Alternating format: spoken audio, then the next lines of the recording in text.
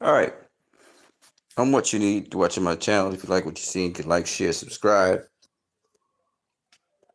can also donate via PayPal. I wanted to talk a little bit about Roach's performance versus Javante Tank Davis because I think a lot of people are not putting this into proper perspective. Okay, I heard I heard some people recklessly speak some things that just again, I mean, you can't be saying those things. You know what I mean? You'll understand what I mean.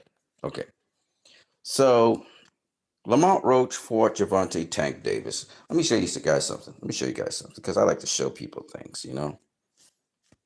This is Javante Tank Davis's resume, okay? When it comes to fighting Tank, Lamont Roach than did better than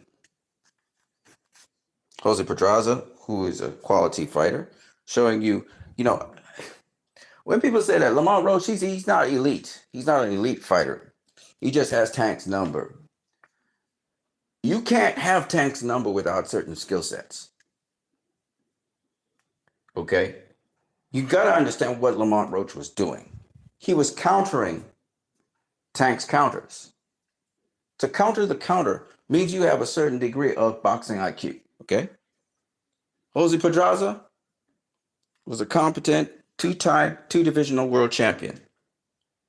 Okay? Leo Santa Cruz is a four-time, four-divisional world champion.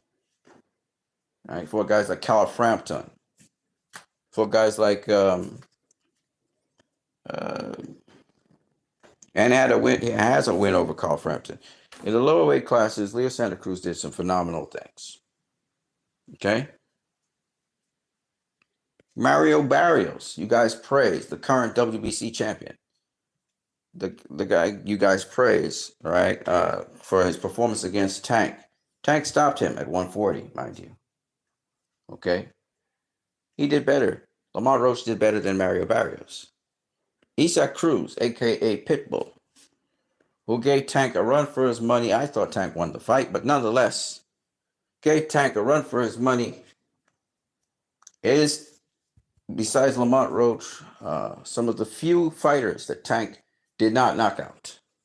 And Isaac did great performance. I thought Tank pulled it off in the 12th round. It was a very close fight. And Lamont Roach did better than Isaac Cruz. Mind you, if I'm not mistaken, Isaac Cruz was he coming up in weight? I think he was coming up in weight. I don't think Isaac was a lightweight. I think Isaac was a super featherweight like Tank. Hold on, I'll tell you. Isak's a super featherweight, I believe.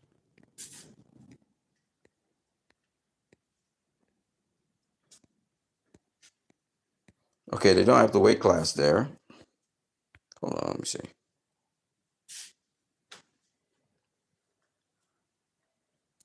All right, so Isak became the WBA light welterweight champion, but he also had a silver title at 135. He was a WBC silver lightweight champion. And let me see, if I'm not mistaken, Isaac Cruz was a 130 pounder, and he went up to 135. He went up to 135 a little later on. Diego Magdaleno. Yeah. Diego Magdaleno was a WBO super featherweight champion in 2013 and WBO lightweight champion in 2015. So Diego Magdaleno was also a super featherweight. But when Isak fought him in 2020, it was a little bit on the downturn. He had been a lightweight champion. Isak knocked him out. So Isak was a lightweight somewhere in the year 2020. In 2019, he was fighting at super lightweight because here is, let me see, I can't really find the actual fights to prove that. But I think he moved up to lightweight, and then he also beat Francisco Vargas. Was a great super lightweight champion as well. right? And then he took on Gervonta Davis. So he was stepping up in weight somewhere just before 2020. He stepped up in weight. He fought Gervonta in 2021, a year after. So he had a couple lightweight fights, but he wasn't the lightweight. Okay? And people talk about Tank running back that fight with Isaac Cruz. They still want to see that. So Isaac Cruz didn't do better than Lamont Roach. Okay? Then we had Rolly Romero. Rolly Romero was doing good, and then he got knocked out in the 8th round, right? He didn't do better than, oh, sorry, my bad. This is not Tank's thing. So Isaac Cruz, but it's still Rolly Romero. Rolly Romero, he still didn't do better. He got knocked out in the 6th, sorry. And Isaac Cruz then went on to knock out Rolly Romero, and I mean, comprehensively beat his ass. Tank, was boxing Rolly. Rolly hurt Tank and stuff. Rolly couldn't hurt Isaac Cruz. And Isaac Cruz, steamrolled Rolly Romero. Steamrolled him. Okay? Anyways, Rolly Romero, he did better than Rolly Romero. And Hector Garcia. Hector Garcia also, he just won the super featherweight title. He moved up to lightweight right after winning the title to fight Gervonta Tank Davis. Okay? To fight Gervonta Tank. And he was doing pretty good, but Tank overwhelmed him with his power. Had Hector sort of backing up, more fighting off the back foot, even though it was more in the center of the ring anyway. But it's still more fighting off the back foot, and Tank put on the gas and got Hector out of there. He dropped him first, and then he started beating him up, and the referee stopped the fight. Hector still had some fight in him, though, but he was starting to fade. Lamont Roach clearly did better than Hector, because Lamont Roach didn't fade coming down the stretch. And Lamont Roach was the aggressor throughout the fight. Tank was fighting off the back foot, couldn't find the opportunities. Lamont was closing him down. And the reason Lamont was able to do better work than Hector Garcia is because, again, Lamont Roach actually beat Hector Garcia, dropping him in the final round, setting him up and dropping him in the final round as well. And just showed that, he's on a different level, all right?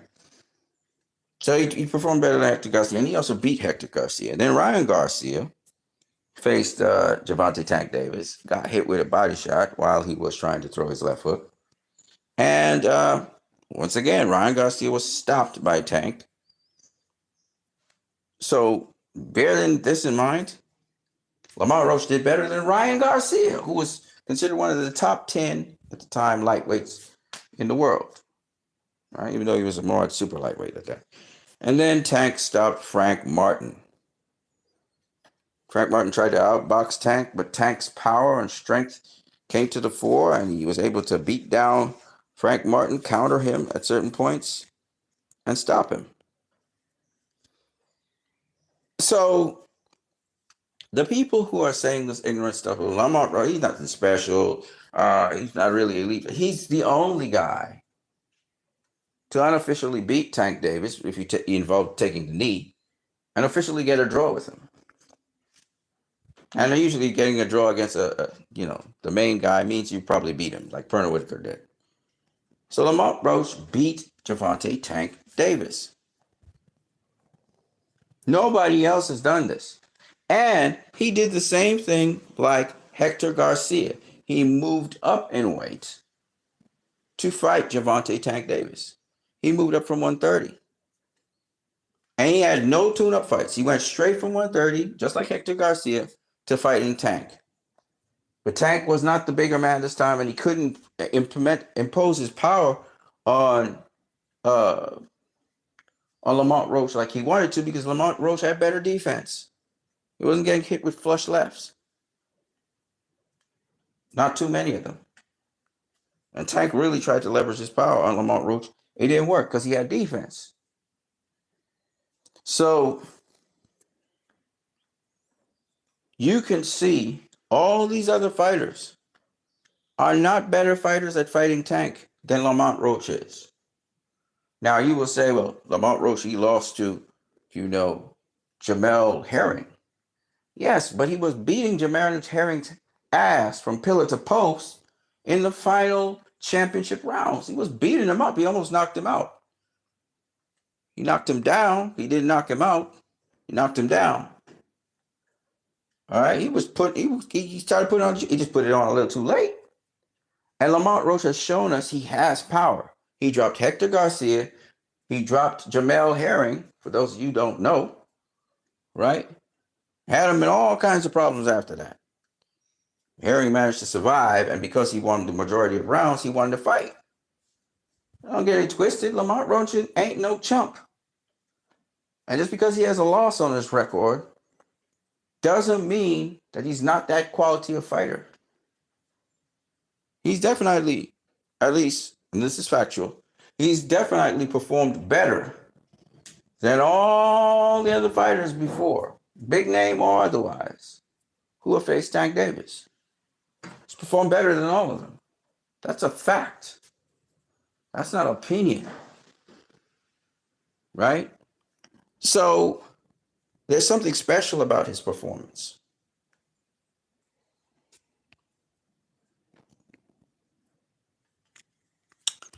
On KO, on Sports Illustrated, which is a sort of Main Street thing, Ryan Garcia speaks out on Gervonta Davis versus Lamont Roach knockdown controversy. Ryan Garcia has given his verdict on Gervonta Davis versus Lamont Roach knockdown controversy. You know, Ryan Garcia is a very popular figure right now in boxing, even though a controversial popular figure. That is to say, you know, this guy was caught using PEDs, intentionally or otherwise. The fact is there were PEDs in his system when he fought Devin Haney. He had the weight advantage. He had a PED advantage.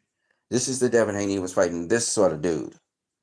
And Devin Haney, you know, they said it was a unanimous decision win, but it was still a close fight. And I thought Devin actually drew the fight if you include the knockdowns, because Ryan Garcia basically won only the rounds where he knocked down Devin Haney, which were 3 rounds. He knocked down Devin Haney 3 times in 3 rounds, I think, or 2 rounds. I can't remember. That was the shock factor of the fight. But to say that Devin Haney didn't outbox him for the majority of the fight, he did outbox him. And he even hurt him in the first round after he hurt Devin Haney. But the point is, and obviously Devin Haney never felt that kind of power before ever. And he couldn't cope with the power. But he managed to somehow outbox Ryan Garcia in the fight anyway. But he had to cheat. But anyway, Ryan Garcia, whether you like it or not, is factually one of the biggest names in boxing still today. Win, lose, or draw. Now, the thing about it is, Ryan here speaking about Tank versus Lamont Roach. And there will be a rematch between Ryan Garcia and Devin Haney before this year is out. And then we will see, with the playing field being equal, what's really going on. Because I don't think Ryan has that kind of power to do that to anybody. And I know Devin has a chin. We all know that. He never seen the canvas before Ryan Garcia. And Paulie, the asshole that he is, keeps on talking as if, Devin been facing geriatrics and stuff. And Paulie knows he's talking out his ass because Chris Algieri said, oh, so you mean when he fought Lomachenko was a geriatric as well? And he couldn't say anything, because he realized he was talking shit. Geriatric my ass. So George Kambosos is a geriatric? Come on now. I want to be fighting old people. Huh? I'm just asking. Are you saying that Regis Prograis is old? So Regis Prograis is old. Okay. So you say. You're saying that Jose, what is it?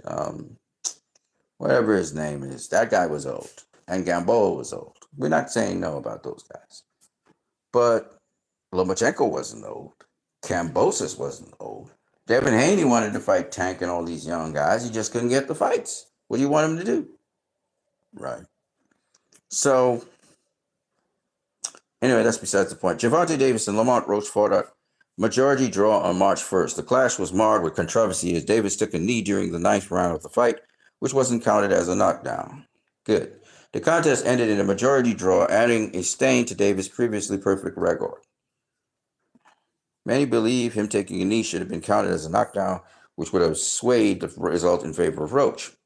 Ryan Garcia, who previously fought Tank, has now given his breakdown of the contest. He credited Roach and thinks Davis gave away too much during the fight. Speaking on Ring Champs with AK and Barack podcast, Garcia said, Tank did what he usually does, give away rounds, and Lamont always had an answer for everything. Every time Tank even had even a little sense of trying to pick it up, Roach always came back, and I felt like he boxed perfect to me.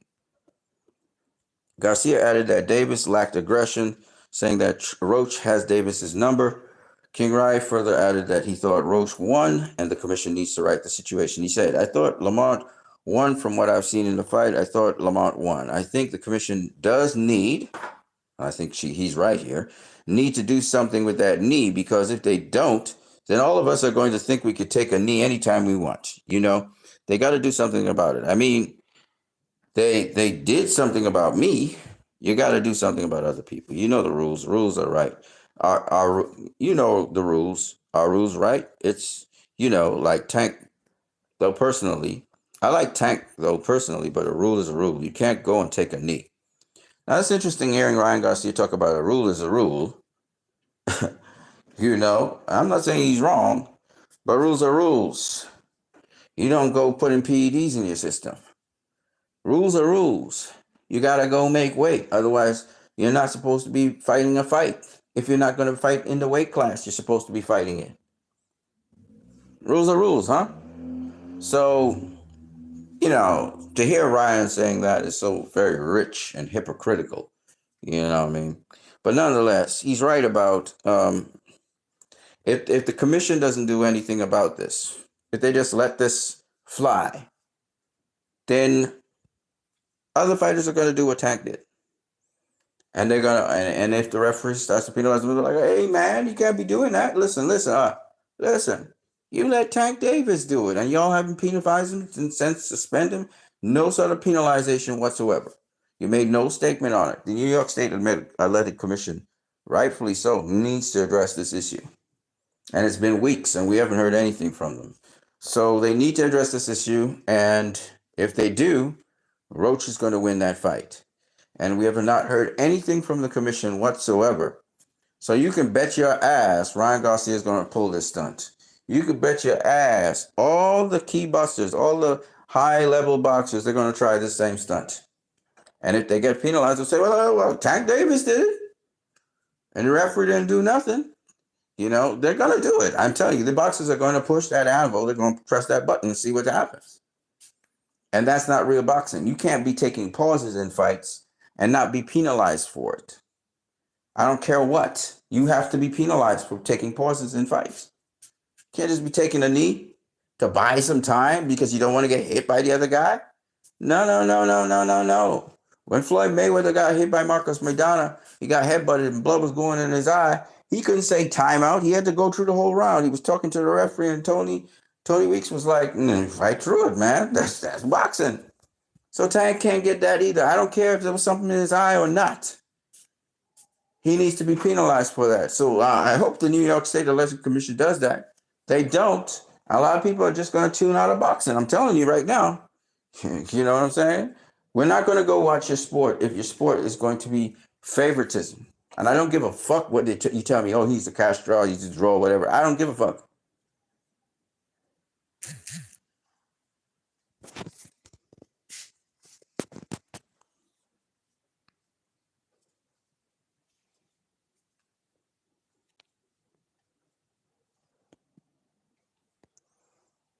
So, in short, what I'm saying is that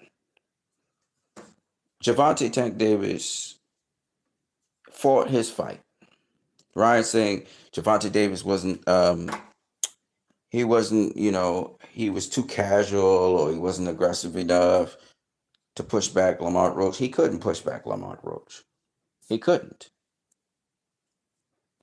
He tried. He couldn't. And the style that Lamont Roach brings to the table is a little different from Tank's. Lamont Roach, he's an inside fighter. He's got excellent outboxing skills. He can box you from the outside. But where he really does his work is on the inside, throwing combinations to the body and head. That's where he really thrives.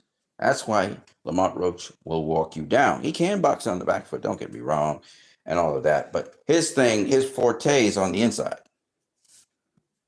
He's about the same size and height as Tank as well. And Tank is really not fared too well with guys who are round about his size, you know. And Lamont Roach protects his body so very well. He also protects his head and body just excellently. I'll show you. I think the picture that I'm showing you guys right now shows you what I'm talking about. Here it is. Look at this. See, he defensively protects his body. So Tank is trying to hit Lamont Roach with what looks like a right hook to the body, and instead, Lamont Roach comes with a short, chopping uppercut that catches Tank, while Lamont Roach is also protecting his body.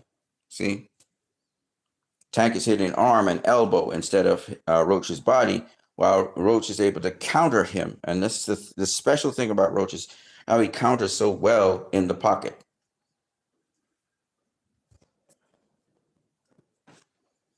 Again,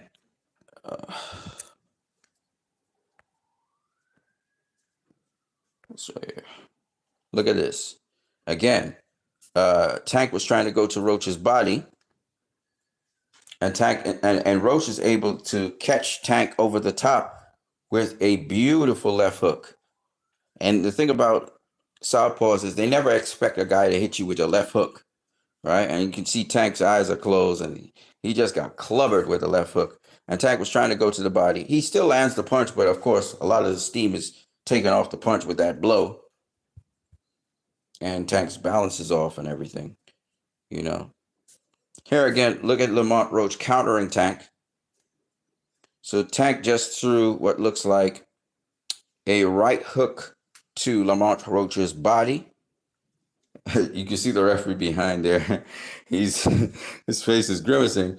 And Lamont Roach was able to catch him with a counter right while he was throwing that. Thread the needle. Again, short chopping shots on the inside. Reminds me of Mayweather's short chopping shots on the inside when he's doing inside work. But I think Lamont Roach is just a way better inside fighter than Mayweather is. And boy, does he pick those shots beautifully. Head and body. He sees all the openings, and he knows how to angle his body and move with the shots that the opponent is throwing, so he can catch you really flush. You know, here he is again throwing. I think it was a left-right combination around. He swept around Tank's guard and hit him with a 1-2-3 punch combination. I think then he caught him on the inside. You know, Roach really has a good judgment of distance. And here he is with that excellent jab. That jab made a big difference in the fight. Tank did not know how to deal with it because, again, it wasn't coming at a predictable time. You know, both guys feinting each other. And then, Lamont Roach would thread the needle. There was a lot of really high IQ boxing going on in there. And a lot of people didn't realize that, you know. And whereas Tank could touch jab, usual opponents keep their jab at home. You know, Roach knew how to slap that down, go over the top of it, or, you know, feint as if he's going to throw something to get Tank to throw something and then counter over Tank. So it was a lot of baiting and a lot of angling and a lot of, a lot of just tricky stuff that was going on in there. You know, here's Roach again threading the needle through the guard that Tank has. So Tank guard was there, and here's Roach. Now, notice again, very short, compact shots. Roach threw very short, compact shots. And that's so he can get back into position really, really, really quickly as well. He can protect himself, keep his guard up. You know, he got caught with a couple shots from Tank, but again, because his defense is so tight, you know, he's able to do these things, you know. Look at this beautiful exchange here. Tank was throwing his left hook. They were both throwing left hooks, and Roach's defense is on point there. Tank's defense was down. He didn't keep his defense tight, and Roach was able to catch him with his left hook and again stun him and throw him back. So, you know, Lamont Roach was doing some great work. Here he is again. This time, Tank catches him with a beautiful left hook right there. as he's coming in on the inside. Tank was able to go around that and catch him with the left hook. But again, in close, tight fighting. Okay. This is Lamont Roach leading with the right hand. Instead, he fenked the jab, came straight at Tank with the lead right hand. Again, a lot of really beautiful technical fighting here, and again with some power. Sometimes he put some power behind it. Sometimes he didn't put power behind it. Um, just excellent boxing. Here's Tank again catching him this time with the right hook through his guard, making him pay. You know,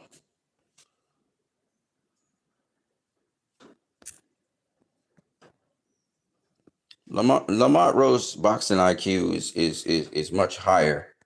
Is much higher, and this is after Tank is jumping back up to go to the corner. This is after he took the knee.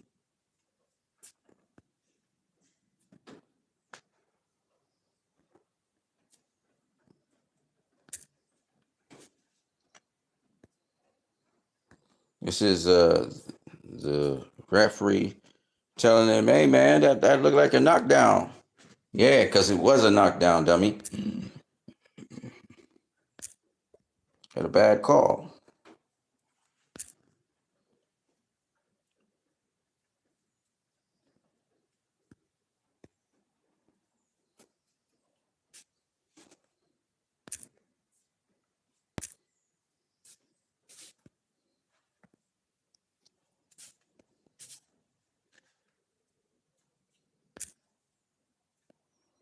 So, a lot of people don't realize the skill that's involved in boxing and what was actually happening in that ring. Why Lamont Roach was able to counter tank, even counter tank from way outside. You catch him with that. And I don't know if it's because Roach has longer arms. Probably he has longer arms. But man, he was able to bait him in and just catch him with that overhand right. I mean, that overhand right was really landing quite a lot that night. He was leading it one way. He would, counter over the top of Tank's straight left. So Tank was hesitant to throw that left with full force power. He was trying to probe. Meanwhile, the one who was the ring general, the one who was dictating that fight almost all the way through was Lamont Roach. Tank was more reacting. Even though he was trying to set up Lamont Roach for bait, he couldn't get, because Lamont Roach would just be so defensively responsible. You know, Tank never hit Lamont Roach with anything that buzzed him or hurt him. That shows you how tight his defense was. You know,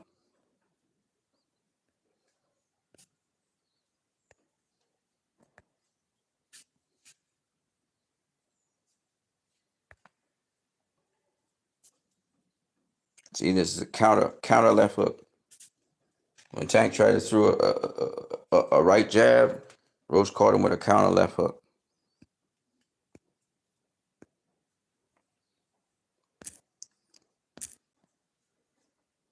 So it'll be interesting to see how the rematch goes if Tank can pull off a win over Lamont Roach. You know, um, and one of the things I don't really like about boxing is how people who don't have the skills or abilities of really top tier elite boxers. I listen to Paulie talk, and Paulie's free to say whatever he wants to say because he actually boxed. But to take Paulie seriously on certain things that he says concerning people who have accomplished way, way more than he's ever accomplished, really sometimes I have to take it with a grain of salt because he says some reckless shit that makes no fucking sense to me. Like none, you know. Uh, and I've listened now to Mr. Gabe Rosado try to tear down Devin Haney, talking about he's much more memorable and stuff. And I'm like, Gabe, you need to chill. You got your name in boxing, that's cool. But you ain't even dream of accomplishing what Devin Haney has done. So you need to just like some of the things these guys say, you can't. How can I even credit you as being a professional at this point in time. Your ego is swelling up your head. But to say that you are even in the conversation with a Devin Haney is, you're not going to go in the Boxing Hall of Fame. You're not a Hall of Famer. Devin Haney's a sure Hall of Famer already. And he's not even 30 years old. You know, why are you speaking on things you do not even understand? Why don't you just, if you got your prediction, you think that, you know,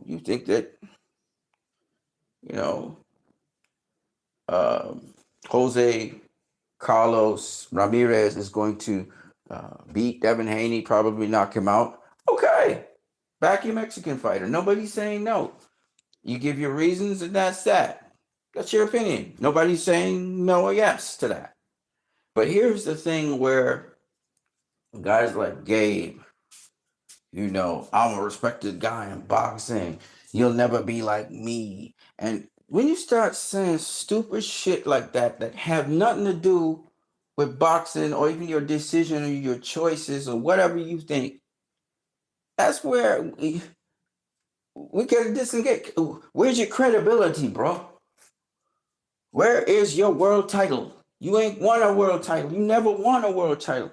You took a lot of punishment in your career. Maybe that's it. Maybe it's brain damage. That's why you're talking. You're talking out of, because you're not making no damn sense. You're not making no damn sense. And I like Gabe Rosado. I like to hear him talk about things. But right now, you took your brain, you took it out of your head, and you put it somewhere. You lost it or something. And you're talking out of pure ego. Because you ain't shit. That's the truth. You ain't shit when it comes to boxing. I'm sorry. That's just the way it is.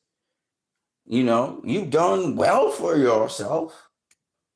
But me as a boxing fan my first thoughts in my mind is, it's not Gabe Rosado. Yeah, that's the guy. That's pound for pound fighter. That doesn't come through my mind. It doesn't. I think of the top boxers in boxing right now. Does Gabe Rosado's name even come up? No. You just don't.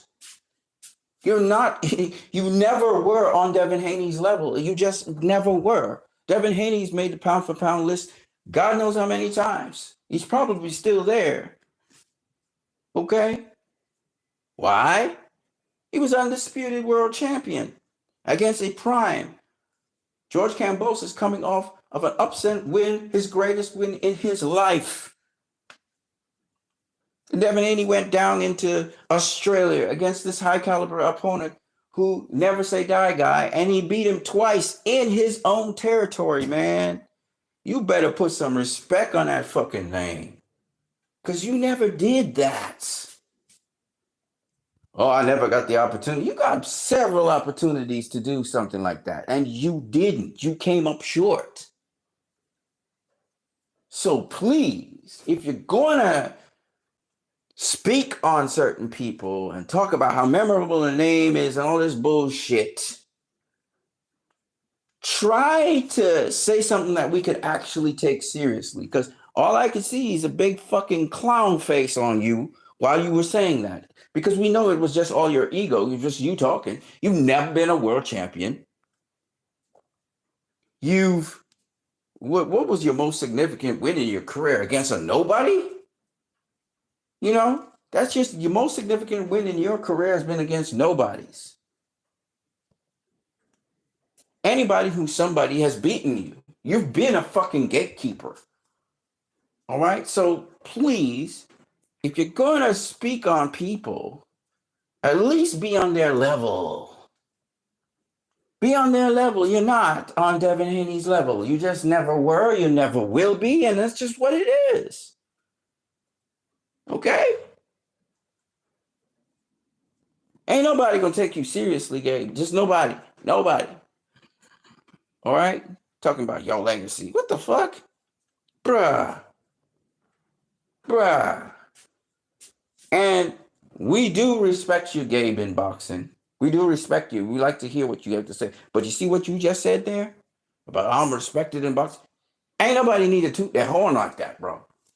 You need to go around saying that We like when you say things that make sense and you give your estimation. And if Devin Haney don't like it, he don't like it. But when you gotta try to compare yourself to somebody who's supremely better than you, it's just way better. He's a better boxer than you. He beat better fighters than you. It is just what it is. And he's younger than you. He ain't even start to live. You know what I'm saying? Just because a cheating ass Ryan Garcia, who had to be a weight bully, knocked down Devin Haney 3 times in a fight in which Devin Haney was winning most of the rounds, and Devin Haney still came back to finish the fight. Just because a cheating ass Ryan Garcia did that, which satisfied hating people who hated Devin Haney, don't get it twisted. There's a rematch coming, and we'll find out if Ryan Garcia is really what he did that day. We're going to find out. Okay, there's a rematch. Thankfully, there's a rematch, and we're going to see. We'll see if Ryan Garcia really is that dude who had to use PEDs because he didn't have confidence in his own skills and had to come in 3.5 pounds heavier on the scales to face Devin Haney. We're going to find out if as Rolly Romero so correctly said, he had a tremendous advantage over Devin Haney. Rolly Romero said that. Now, the thing about it is this. Here's the thing about this. Ryan Garcia still has to face Rolly Romero. And Rolly Romero is like styles make fights. I want you to understand what I'm saying because this is going to be interesting. Everybody's counting out Rolly Romero. Oh, he got a punch. Ryan going to knock him out with the left hook. Rolly Romero don't care. Rolly Romero said, I was waiting for this day. We're supposed to fight at welterweight. Here it is. Why is Rolly Romero so cool about everything? Why is he so comfortable? Styles make fights. Watching, you'll see. Watching, you'll see. Now, if Rolly Romero spoils the party and knocks out Ryan Garcia, what are you guys going to say? What are you guys going to say?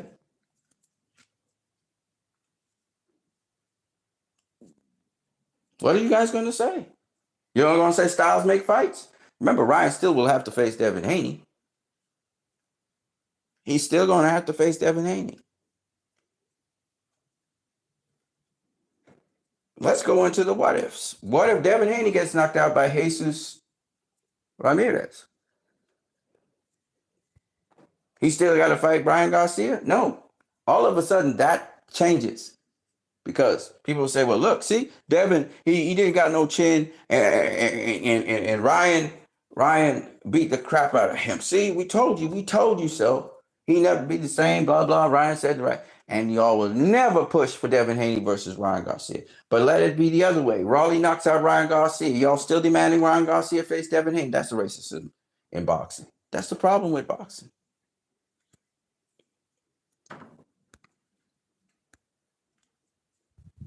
Anyways, my point being that Gabe Rosado is not being professional. Ain't nothing wrong with backing Jesus Ramirez, man. But I saw Jesus Ramirez last fight, man. I saw it. And he was fighting against a veteran, old guy. And that old guy exposed his ass. Had him hurt a couple times. There's a reason Devin Haney's facing Jesus Ramirez. He looked vulnerable the last fight. He got caught with certain shots he shouldn't have got caught with. I think he even got dropped, if I'm not mistaken, in that other fight. Jesus Ramirez is a fruit for the taking. He's a pick for the taking. And no matter how much no matter how much Devin Haney and Bill Haney try to package him as if, he's a tough guy, come forward, Mexican fighter, got some skill, got some ability. They just hyping him up. They know already what they're dealing with. They know how they can get a spectacular finish. They might even get a knockdown with him. They know this already. And trust me, Devin Haney's a big welterweight. You see how slim he still is. He's a huge welterweight. He gonna come in there big.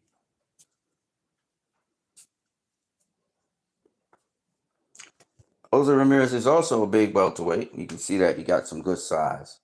But Devin's bigger than him. I can tell you that right now. Devin's a big dude. He's a big dude. Okay? And I wouldn't be surprised if his power starts showing up all of a sudden. You know?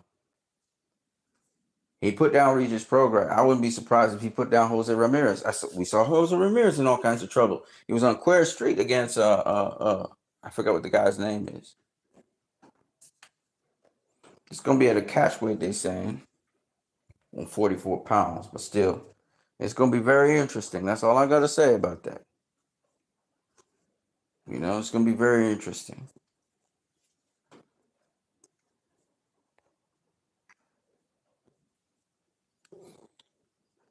Let's see here. Okay, I need to get out of here. So before I wrap this up, I got one more thing I gotta say concerning this boxing thing. I have never been interested in fights in which a dude is just doing a token fight, like a defense or something, against an unknown person who, when we look them up, they ain't nothing special. So, if you guys don't hear me speaking about Canelo's next fight, if you guys don't hear me speaking about Fondora's next fight, it's because those are not fights we want to see. So why should I even talk about those fights? And I'll maintain this. Even though Roach surprised us concerning his fight against Tank, I always feel that these stay busy fights, if the fighter gets surprised and they lose the fight, they deserve that loss because they should be fighting high caliber fights. And I know I keep on going back to Floyd Mayweather. Floyd Mayweather wasn't fighting none of them kind of guys when he started, really started taking on things, right? And I just feel like Canelo is way advanced in his career. He should not be even facing that caliber of opposition. That's a tune-up fight, man. But anyways, I just wanted to put that out there. So if you don't see me covering certain kinds of fights, because they're not interesting fights at all. Tank versus Roach only became interesting because of Roach's performance. I heard from Dante's Boxing Nation, Raphael said it made 260 to 270 pay-per-view buys, which is still high considering the opponent was Lamont Roach. Of course, the rematch will be a lot more, but from what I'm hearing, they're talking about Tank versus who? Jake Paul, is it? What? Is it Jake Paul? I don't even know who the hell. Tank's supposed to be fighting somebody. I don't know who it is. Was it Jake Paul? Was it Jake Paul? Wasn't Jake Paul? I can't remember. But anyways, me personally, I think that's another stupid fight. It's just a way stupid fight. That again, boxing is just being made into a clown show more than anything else. And I have zero interest in that fight. Zero. I'm not interested in clown shows. I'm interested in legitimate competitive boxing.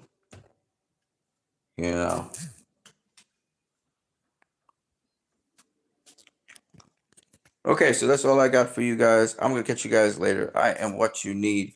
You guys have a blessed day.